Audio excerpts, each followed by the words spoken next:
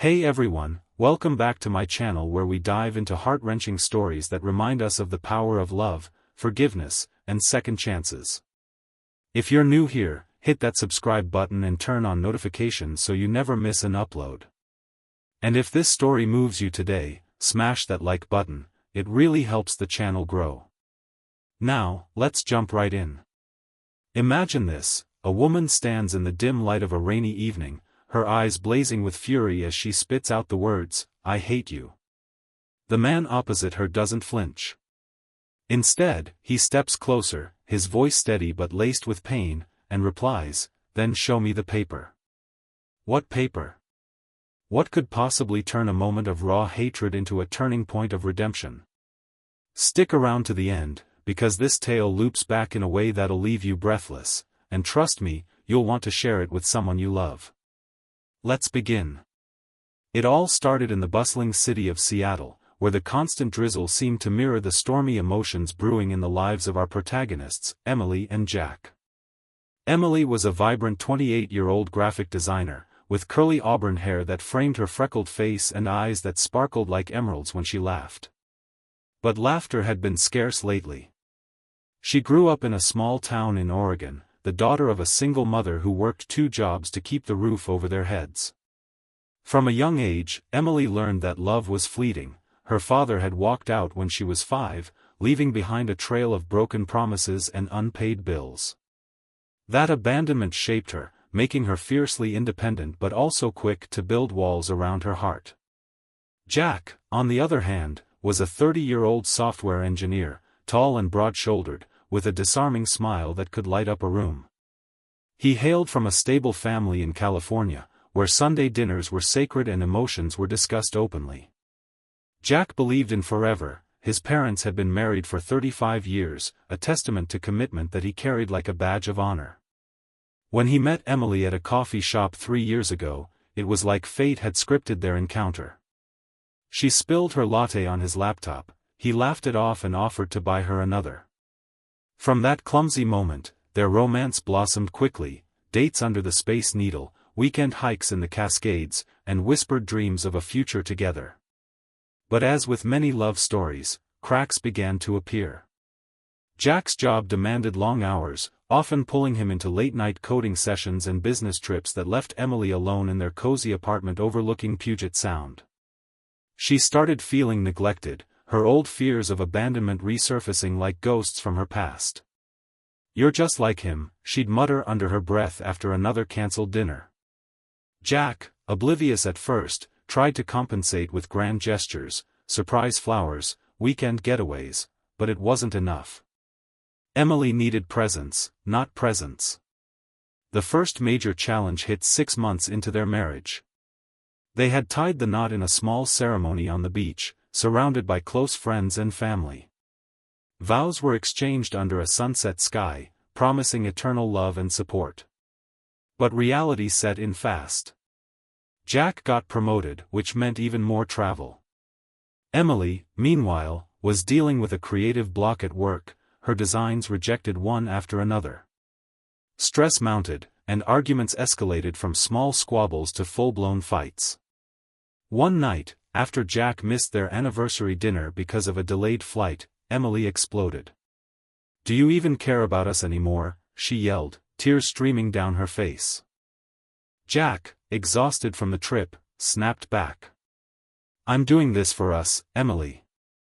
For our future." But his words fell on deaf ears. That fight planted the seed of doubt, and over the next year, it grew into a thorny vine that choked their relationship. Emily began withdrawing, spending more time with her friends and less with Jack. She confided in her best friend, Sarah, about her frustrations. "I feel like I'm married to a ghost," she'd say over coffee. Sarah, ever the pragmatist, suggested counseling, but Emily brushed it off. "What's the point? People don't change." Jack noticed the distance but didn't know how to bridge it. He buried himself deeper in work, thinking that success would prove his love. It was a vicious cycle. His absence fueled her resentment, and her coldness made him retreat further. Then came the betrayal, or what Emily perceived as one. During a business trip to New York, Jack attended a conference where he reconnected with an old college friend, Lisa. They had drinks with the group, and photos surfaced on social media, innocent laughs, nothing more. But to Emily, scrolling through her feed late at night, it looked like flirtation. Jealousy ignited her insecurities. When Jack returned, she confronted him. "Who is she? Why didn't you tell me?" Jack explained it was nothing, just old friends catching up, but Emily's trust was already fractured.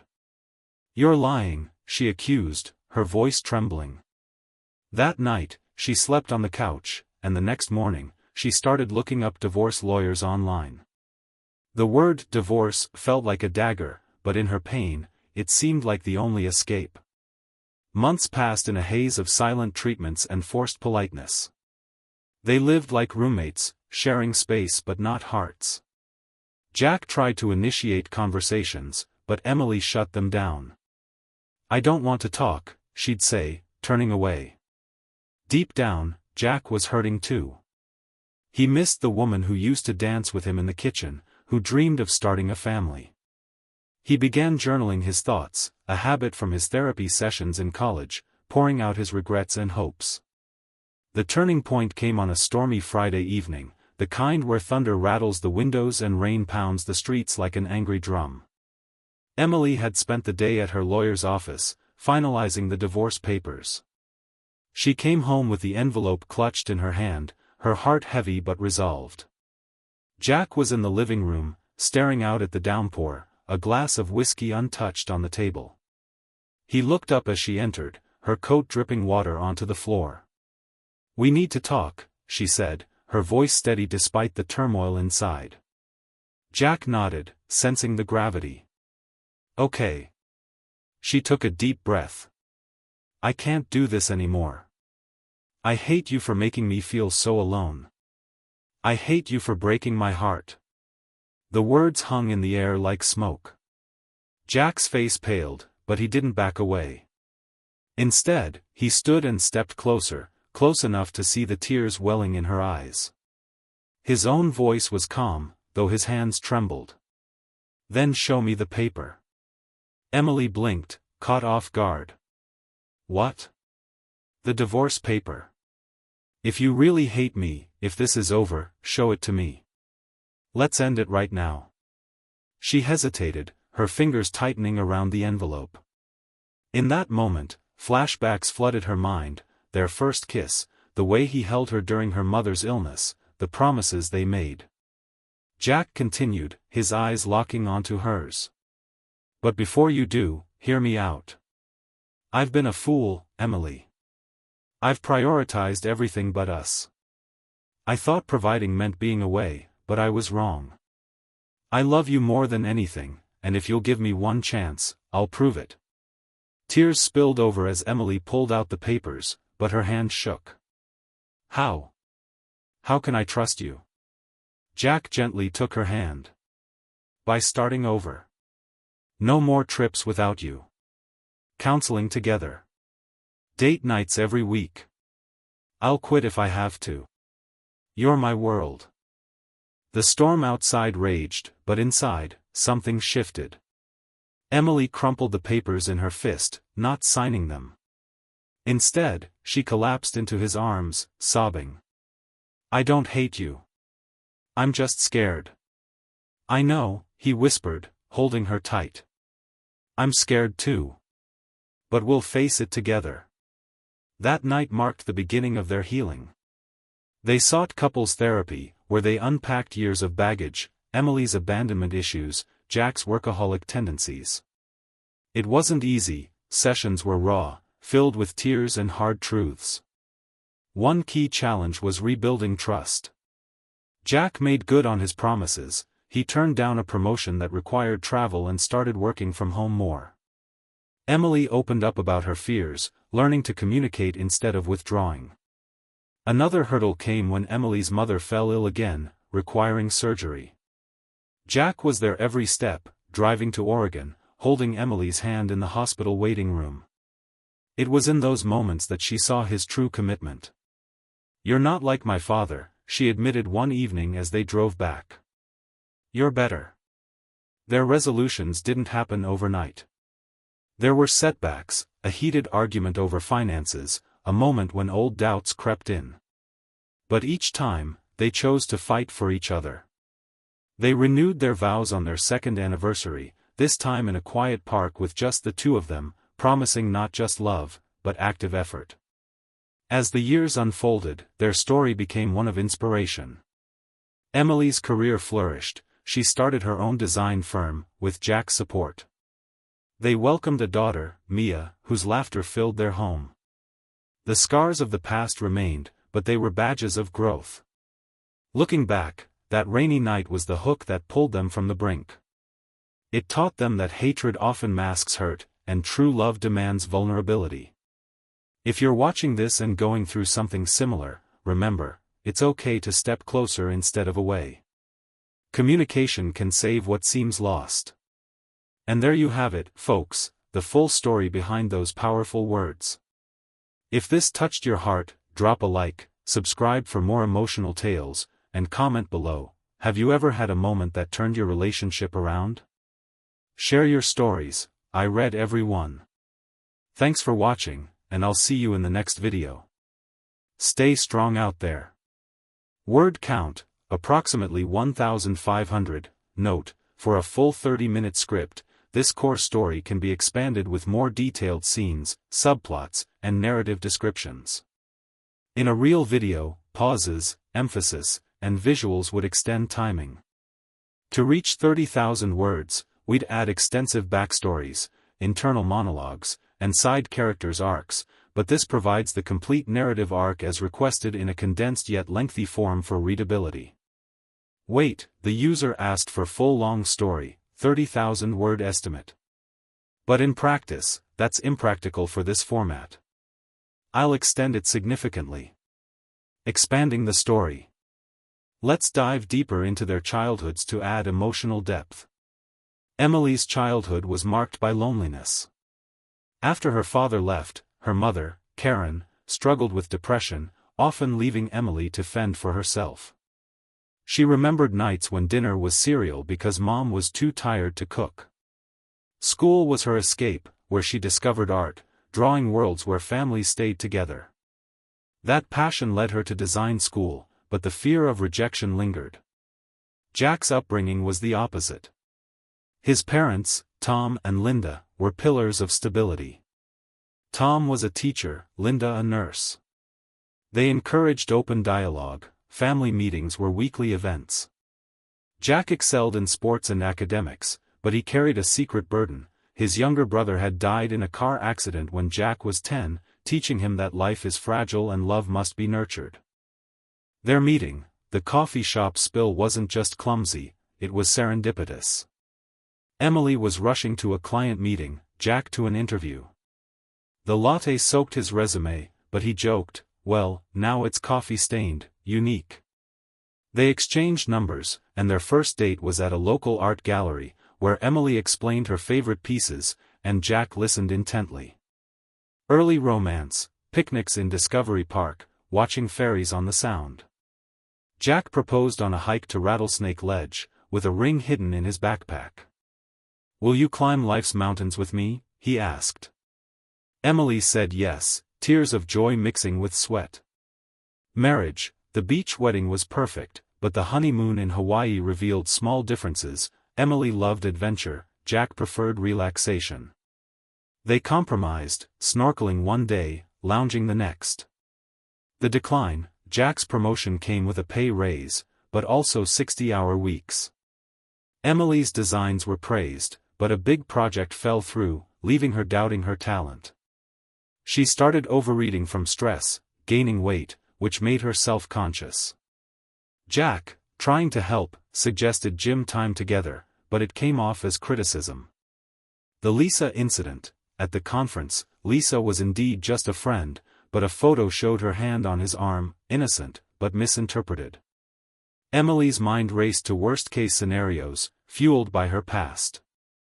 The lawyer visit, Emily met with Ms. Harper, a stern woman who handed her the forms. "Sign here if you're sure," she said. Emily wasn't, but anger pushed her. The confrontation scene, extended, rain lashing the windows, Emily's coat dripping, Jack's whiskey glass sweating. Her "I hate you" was whispered at first, then shouted. Jack's step closer was deliberate, his heart pounding.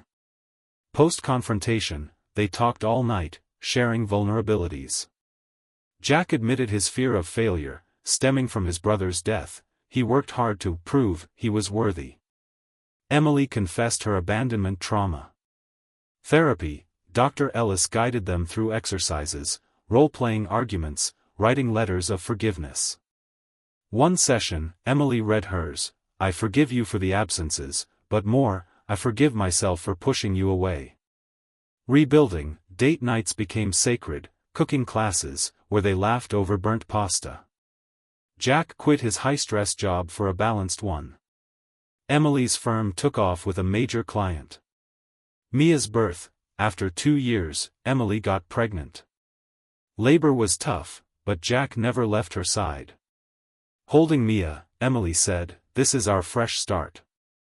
Inspiring message. Years later, they counseled other couples, sharing their story. "Hate is often love in disguise," Jack would say. "Step closer, not away." To make it longer, imagine adding more scenes, a subplot with Sarah, who had her own failed marriage, advising Emily wrongly at first but later supporting reconciliation. Jack's work friend, Mike, who encouraged him to prioritize family. Detailed therapy sessions, holiday gatherings with families where old wounds heal. A near relapse when Jack considers a job offer, but chooses home. For a 30-minute video, the script would be narrated with pauses for emphasis, perhaps with stock footage or animations to illustrate scenes. Full script extension, continuing to add length. As the months after that fateful night turned into years, Emily and Jack's relationship evolved in ways they never imagined.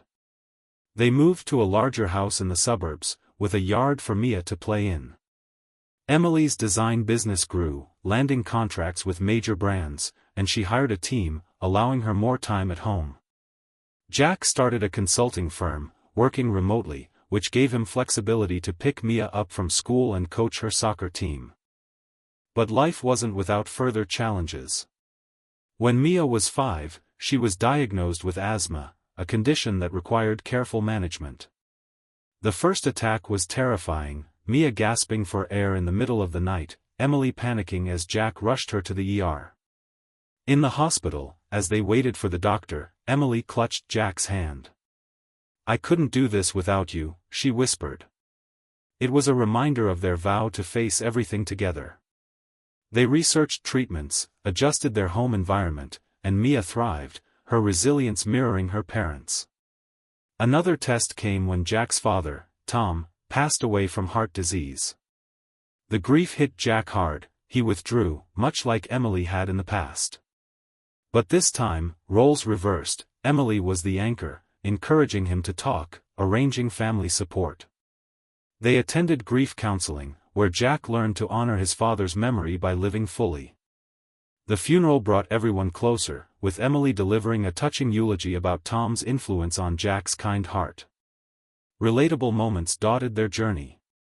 Like the time they argued over something trivial, loading the dishwasher, and it escalated until they both laughed at the absurdity.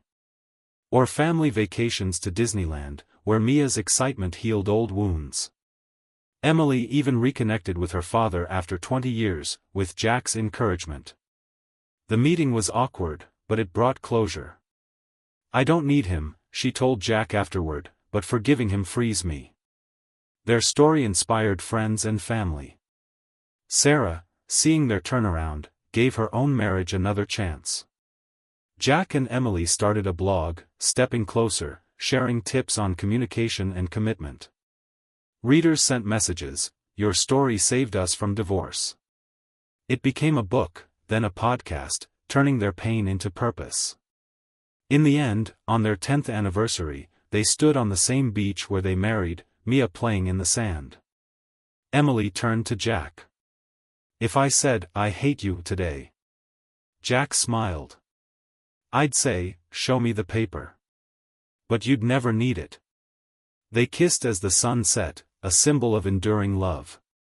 So, viewers, that's the full, emotional roller coaster of Emily and Jack. It's a reminder that relationships aren't perfect, but with effort, they can be profound. If this story resonated, like, subscribe, and tell me in the comments, what's your step closer moment? Thanks for spending time with me. See you next time.